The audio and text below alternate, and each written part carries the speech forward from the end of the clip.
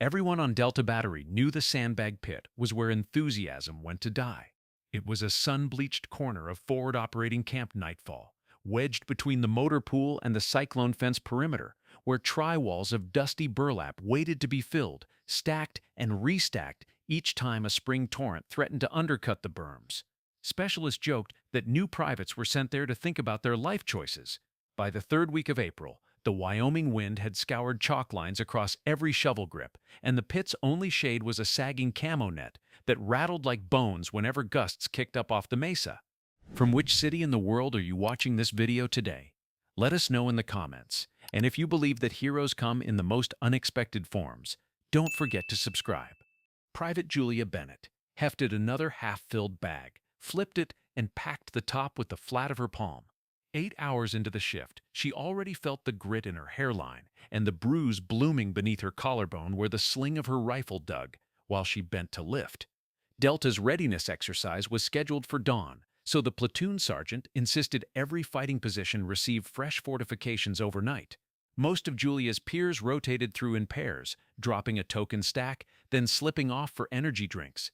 She stayed, methodically shoveling, tamping, tagging weights in permanent marker, 42 Belsovord yield 0.5 Bals, 42.2 Belsovord. The numbers mattered to her, though no one else cared. Bennett, pretty sure nobody's gonna weigh those things. Corporal Vincent Ortega called, leaning on a shovel as if it were a walking stick.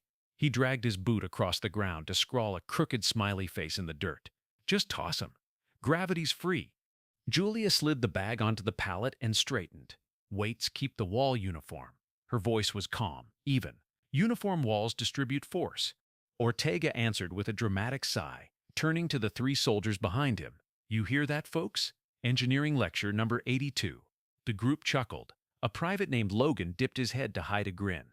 To them, she was harmless, a quiet perfectionist who treated chores like lab experiments. Nobody thought she belonged near the live fire line scheduled for sunrise. Across the yard, Staff Sergeant Noah Ellis, platoon sniper and veteran of 2 rotations in the Korengal, watched the banter while he stripped carbon from his rifle's suppressor. Ellis was tall, steel-jawed, laconic, the type other soldiers unconsciously made room for at the chow tables. His spotter, Sergeant Dominic Ward, lay prone nearby ranging metal silhouettes with a spotting scope, calling out distances by rote. Ellis's rifle, a long-barreled M2010, rested on bipod feet that sank a centimeter into dust each time a gust rolled through. Ward checked his watch. Hour till evening light sets, Staff. Ellis nodded. The plan for morning was a coordinated defense drill using steel targets rigged to fall when struck by paint-tipped rounds. Ellis would cover the north approach from Overwatch Point 2, Ward beside him calling wind and spotting splash. The last 3 runs they had scored perfect hits. Tonight they tuned data cards for the slightly thinner high desert air. Ellis looked again toward the sandbag pit, saw Julia hefting bags alone, and filed the image away without comment. Julia's back and shoulders burned, but the repetitive rhythm steadied her mind.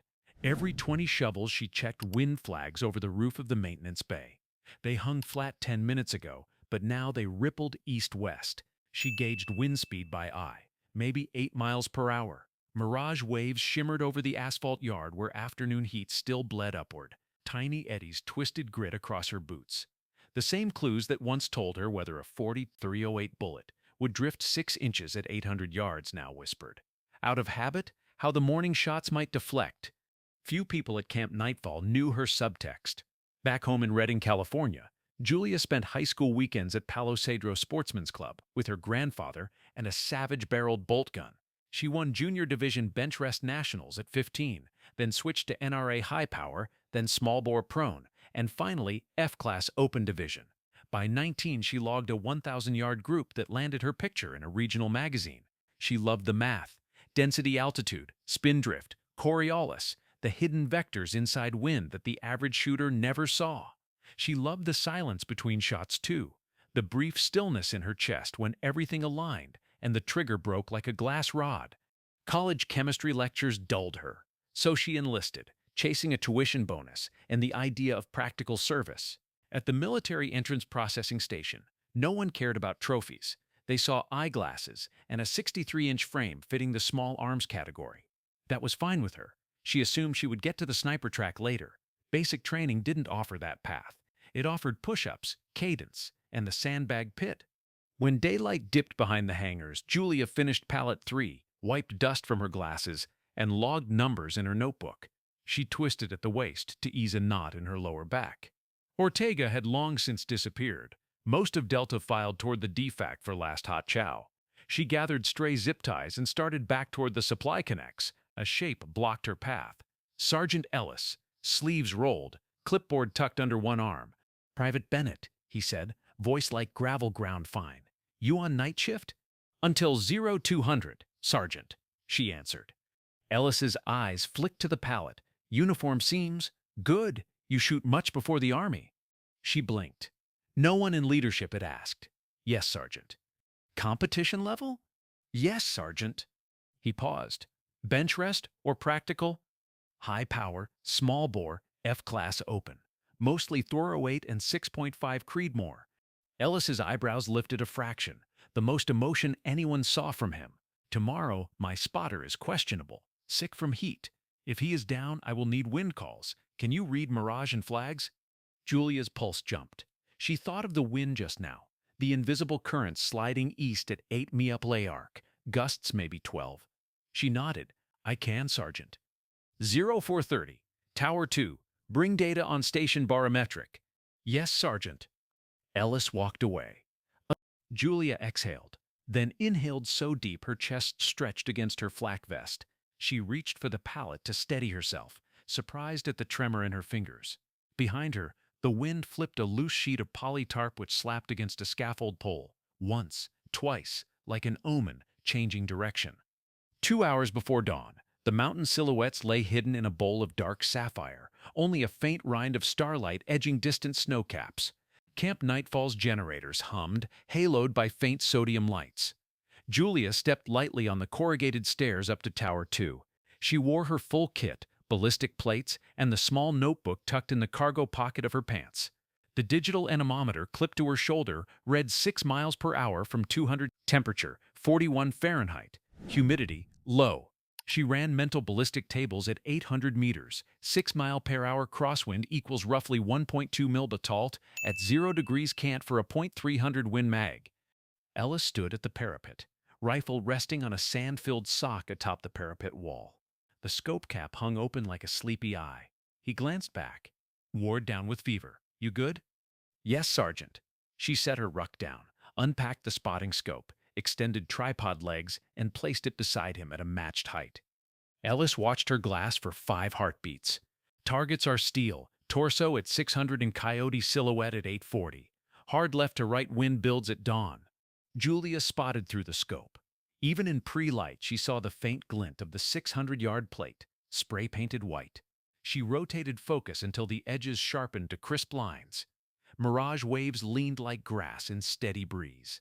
She measured angle across reticle stadia, just under quarter-mil slope. "Wind this minute is 7 at 280 sustained. Gusts to 10, she said quietly. Ellis dialed 6 mil left. "Call the break."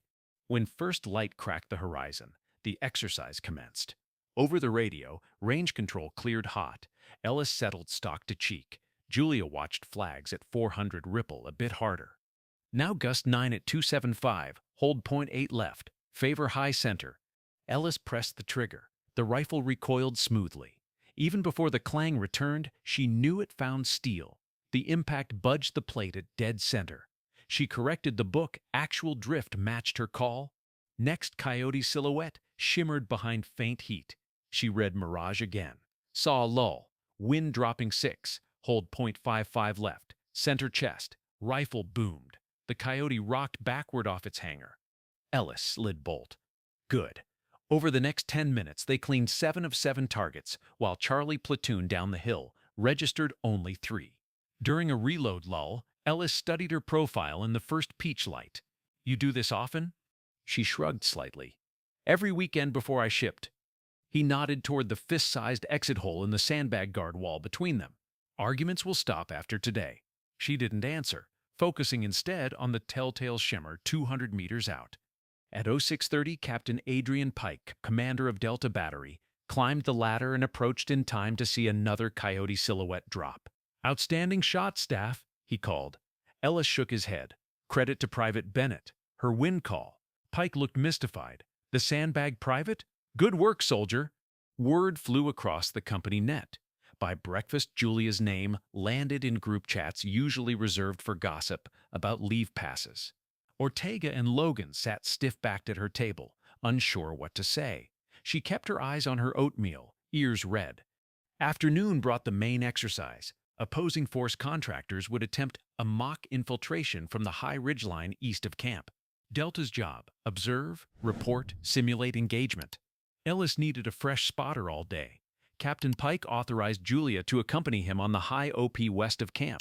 Ortega grumbled that the kid who weighed sandbags now got mountain views. Vaughn snapped that anyone who earned perfect wind calls could join too.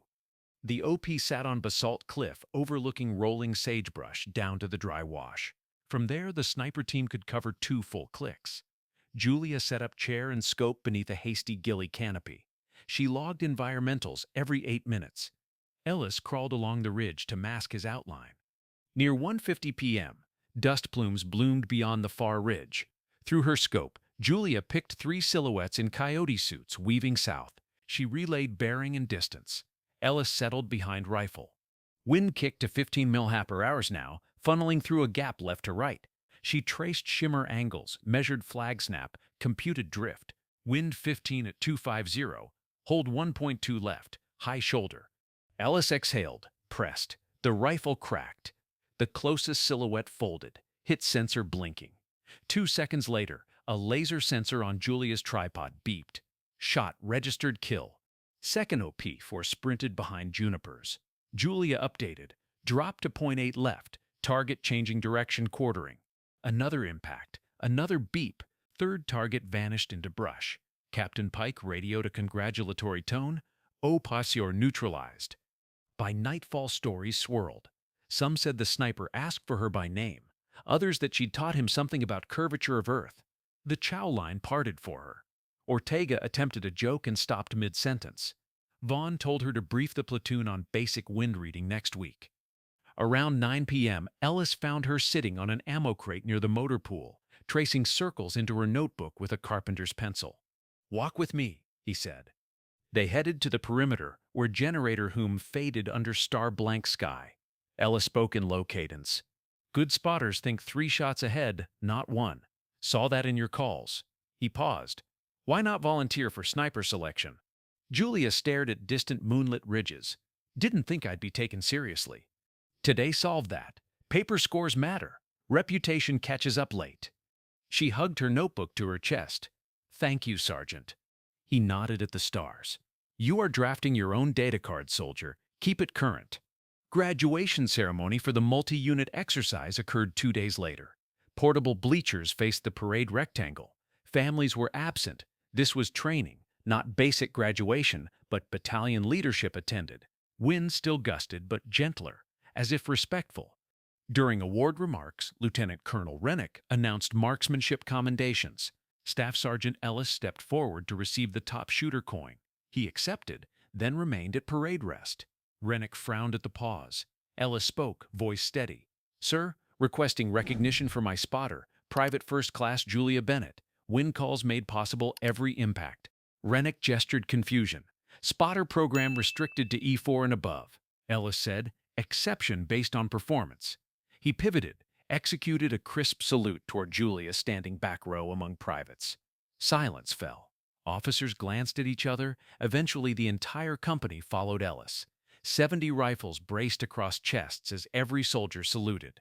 Julia's breath caught. She raised her right hand slowly, returned the salute with perfect alignment, elbow high. The camouflage field looked suddenly brighter, although clouds veiled the sun. That evening, a new nameplate appeared on the door of the small supply office. Bennett, Range Safety Liaison. Vaughn insisted she keep sandbag math out of his spreadsheets because she'd never dig another pit again. Ortega carried her notebook up the steps and muttered an apology about earlier laughs. She thanked him, recording barometric pressure for habit. The next day, Division Operations published a memo, effective immediately. Private First Class Bennett assigned to Advanced Sniper Spotter Course, Fort Bliss, reporting June. The memo included an endorsement from Staff Sergeant Ellis. Candidate possesses superior environmental analysis and calm under stress. Recommend accelerated advancement. Julia packed her foot-worn boots, the battered notebook, and one souvenir, a single unused sandbag marked 42 bulbes, signed by every member of Delta Battery. On the bus out of Camp Nightfall, she rested the burlap on her lap, fingertips stroking coarse fibers. The road dropped behind the mesa, but the wind followed, teasing loose strands of her ponytail like invisible applause trailing a long overdue protagonist as she headed, finally, toward ranges where her calculations would matter the moment the crosshairs settled into glass-clear stillness.